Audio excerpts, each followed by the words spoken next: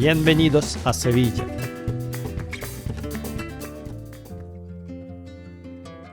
Llevo tiempo pensando cómo abarcar toda la cultura, historia y la vida cotidiana de Sevilla en un solo vídeo.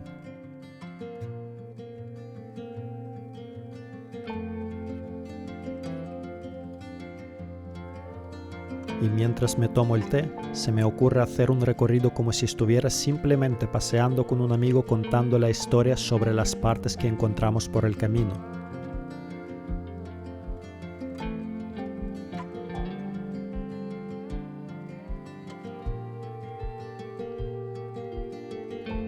Manos a la obra. Empezaremos desde afuera de la ciudad antigua y nos adentraremos para descubrir lo que ocultan milenios de historia.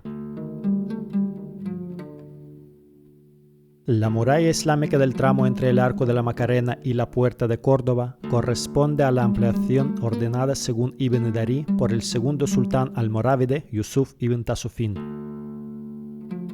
Dicha construcción se completaría en la segunda mitad del siglo XII con las reformas y reconstrucciones de los almohades.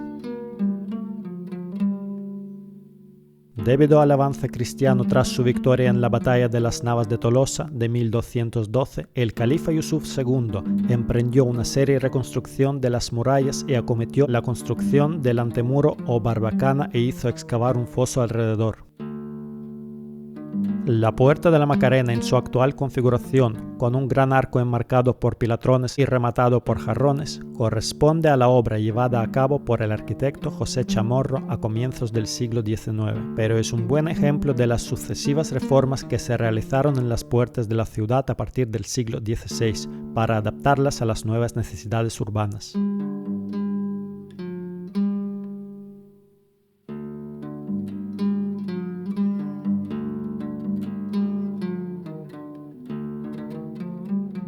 Inevitablemente llegamos a la Alameda de Hércules.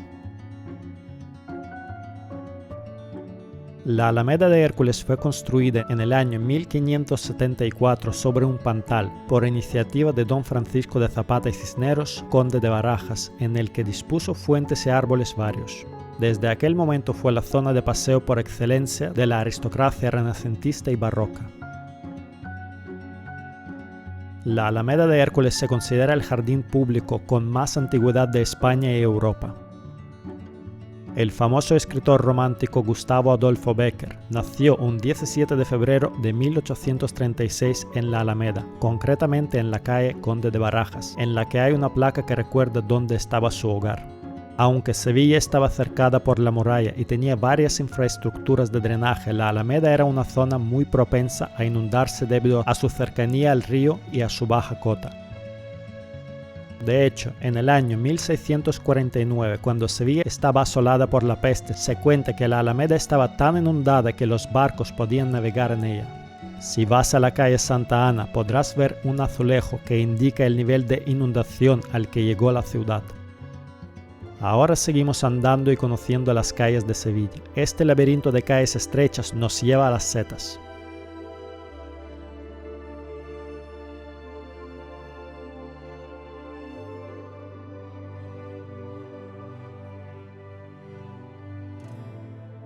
Conocido también como Proyecto Metropol Parasol, constituye la estructura de madera más grande del mundo. Fue el proyecto ganador del concurso abierto por el Ayuntamiento de la ciudad para rehabilitar la plaza y su diseñador Jürgen Mayer, arquitecto berlinés. En el sótano encontramos una antigua ciudad romana, las ruinas romanas de Hispalis. Dicen que el origen del nombre está en la época prerromana, concretamente los tartesios, que decidieron llamarla Hispal o Spal, lo que significa tierra llana o baja, lo que los romanos posteriormente convirtieron en Hispalis o Hispania. Posteriormente los árabes también utilizaron ese nombre convirtiéndolo en Ishbilia.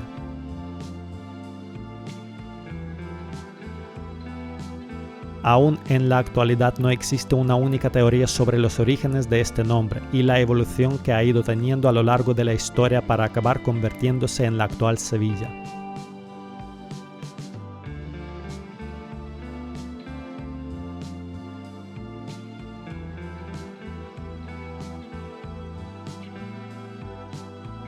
nuestro paseo interrumpe un curioso encuentro.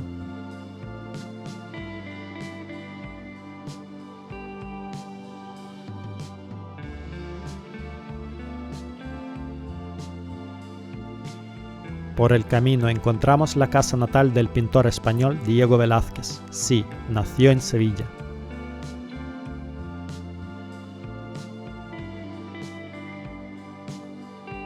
No podemos olvidar del famosísimo escritor Miguel de Cervantes y su obra Don Quijote.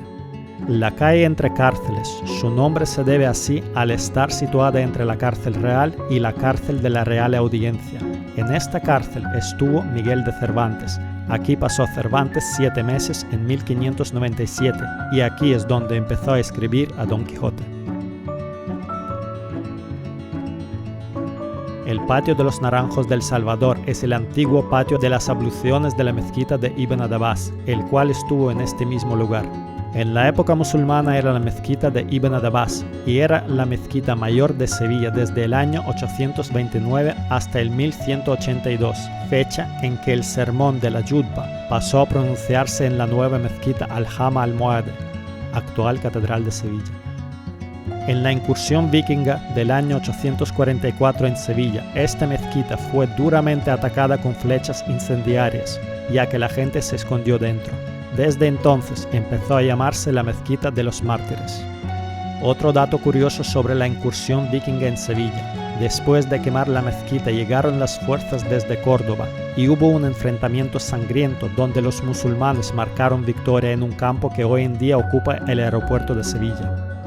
La Sevilla moderna sigue las tradiciones de mantener el arte vivo.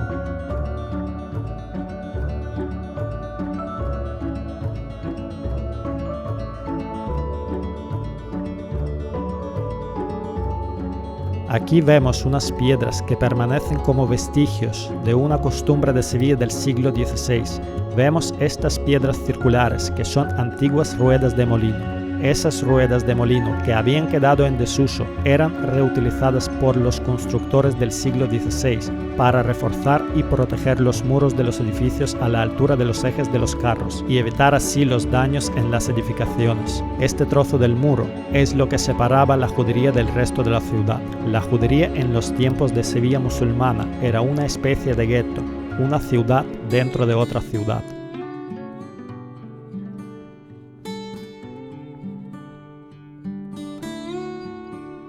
En el corazón del barrio judío hay una especie de ciudad conformada por varias casas-palacio. Una vez que nos adentramos en la ciudad, nos perdemos por sus callejuelas y descubrimos sus encantadores patios en los que parece detenerse el tiempo.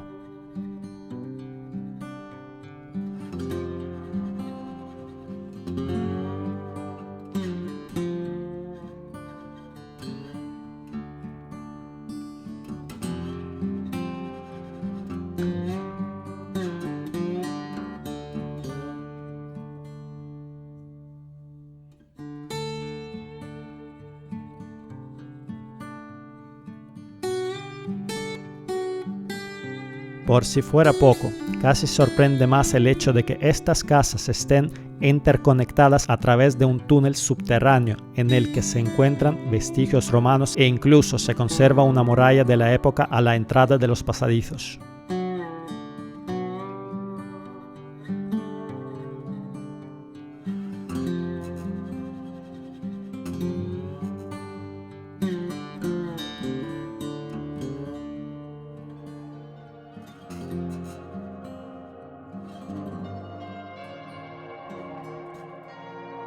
La iglesia de Santa María la Blanca o la antigua sinagoga del barrio de la Judería.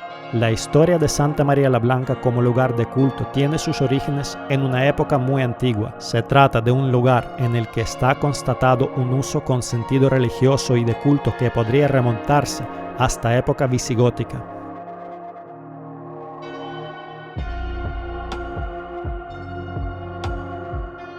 Una de las calles más bonitas es la calle Verde.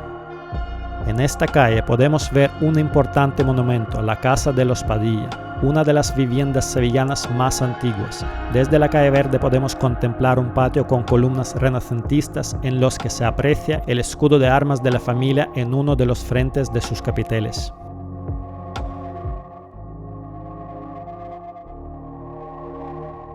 La calle Verde también cuenta con una oscura leyenda reciente. Una noche de viernes de 1992, un vigilante estaba haciendo su ronda en una de las casas que estaba en obras. A las 5 de la madrugada llamó a la policía porque aseguraba haber visto un fantasma de 2 metros con una túnica y una larga cabellera blanca que le sonrió y atravesó una pared. Esta leyenda cobra más fuerza al saber que la tarde anterior se habían encontrado en las obras 2 tumbas con sus respectivos esqueletos.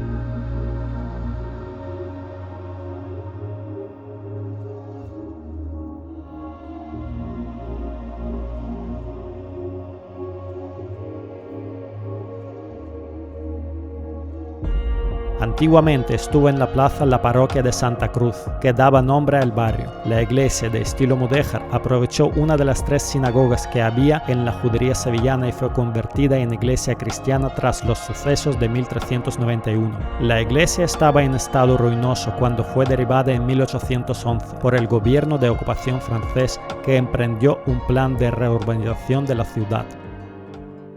La calle Reynoso es la calle más estrecha de Sevilla, por la que pasear de 2 en 2 no es una de las mejores ideas. El punto más estrecho de esta calle cuenta con 106 centímetros, en la que no podemos ni estirar los brazos con facilidad. La leyenda cuenta que al ser una calle tan estrecha, los balcones tenían tal proximidad que los propietarios se podían saludar con 2 besos al asomarse a ellos.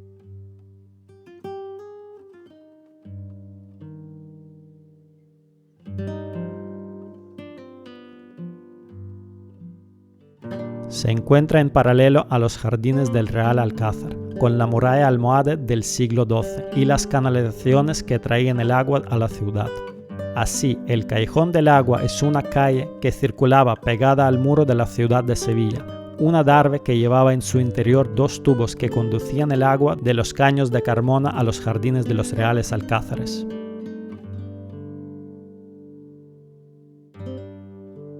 Susona, apodo de Susana ben Susón, fue una judía de Sevilla del siglo XV. Según una leyenda, era conocida por su belleza y es conocida por delatar a su padre, Diego Susón, que estuvo en un grupo que tramaba un complot contra los cristianos. En torno a 1480, un grupo de judíos tramaron una conspiración para desestabilizar el Estado y uno de sus cabecillas fue padre de Susona, Diego Susón.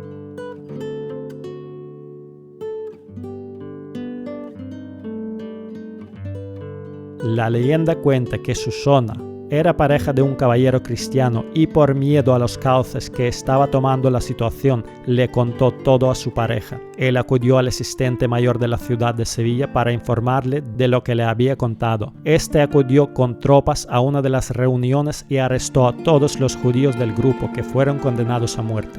Susana sufrió un gran sentimiento de culpa por haber traicionado a su padre. Se confesó con el arcipreste Reginaldo Romero, que la bautizó. Posteriormente se retiró varios años a un convento. A su muerte dispuso en su testamento que su cabeza fuera colgada de la parte de su casa en el barrio Santa Cruz de Sevilla, para recordar a la gente su traición. La historia de Susana, a quien está dedicada la calle, está resumida en un azulejo sobre la puerta de casa que habitó su familia a finales del siglo XV.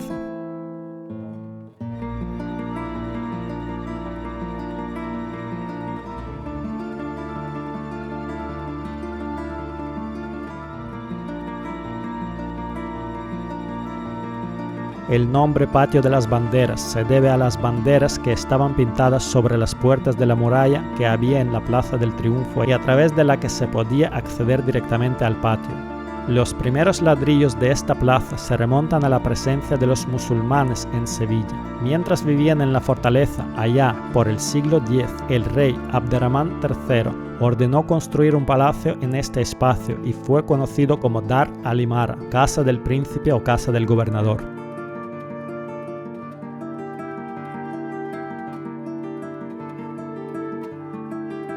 La mezquita edificada entre los años 1172 y 1198, en donde hoy se levanta la actual Catedral de Sevilla. En 1248, tras la conquista de la ciudad por Fernando III de Castilla, la mezquita fue consagrada como catedral y transformada para adaptarla a las nuevas necesidades. La mayor parte de la mezquita fue demolida para dar paso al actual templo gótico. De la primitiva construcción aún perdura la torre alminar y parte del patio. La Catedral de Sevilla es la catedral gótica con mayor superficie del mundo y la tercera más grande después de San Pedro en el Vaticano y San Pablo en Londres.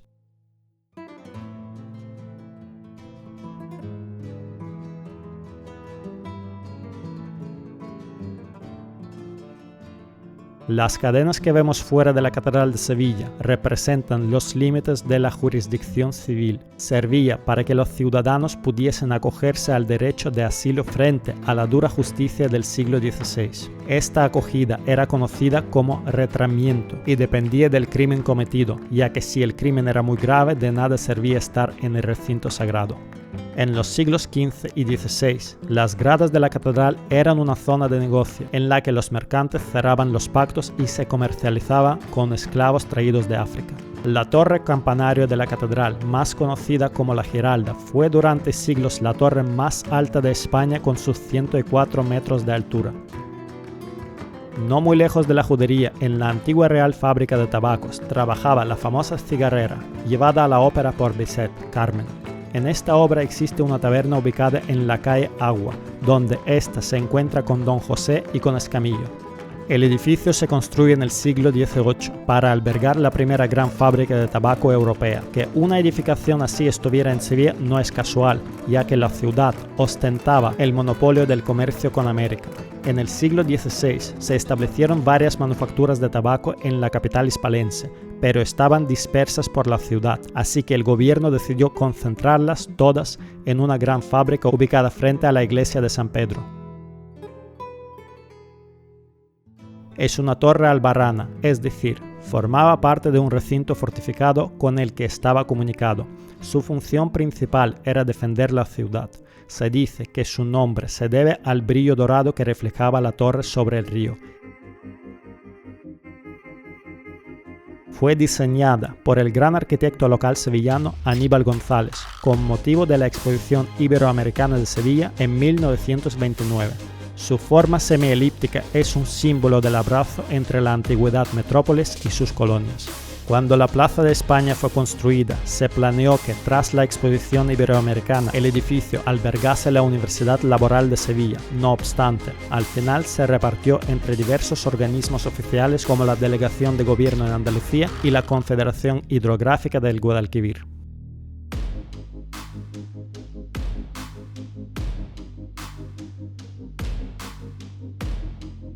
El origen del Parque de María Luisa se remonta al año de 1849, cuando Antonio de Orleans, duque de Montpensier, adquirió el Palacio de San Telmo con sus terrenos y jardines. Al morir el duque, su viuda, María Luisa de Borbón, donó prácticamente todos los jardines a la ciudad en 1893, por lo que estos permanecieron en estado salvaje hasta su renovación con la Exposición de 1929. Gracias al Parque de María Luisa, Sevilla es una de las ciudades más verdes de España.